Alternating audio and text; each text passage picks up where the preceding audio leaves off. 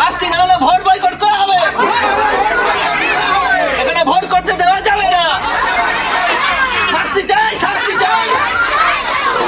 Vote boycott, হ্যাঁ ঠিকই শুনছেন। বেলিয়াতোড় গ্রাম পঞ্চায়েতের কাঁচতলা গ্রামে ভোট বয়কট। ভোটের আগে ফের চাঞ্চল্য ছড়ালো বাঁকুড়ার বড়জোড়া বিধানসভায়। ঘটনাটি ঘটেছে বড়জোড়া বিধানসভার অন্তর্গত বেলিয়াতোড় গ্রাম পঞ্চায়েতের কাঁচতলা গ্রামে 253 ও 238 নম্বর বুথ এলাকায় এক যুবকের ওপর নির্মম হামলার অভিযোগে উত্তাল গোটা এলাকা। অভিযোগকারী আশিস ঘোষ জানান, তার ভাইপো বাপ্পা ঘোষকে ধারালো অস্ত্র দিয়ে আঘাত করা হয়েছে। আর এই হামলার অভিযোগ উঠেছে একই গ্রামের বাসিন্দা বাবলু দণ্ডপাতের বিরুদ্ধে, যার বাবার নাম স্বর্গীয় আলোক দণ্ডপাত।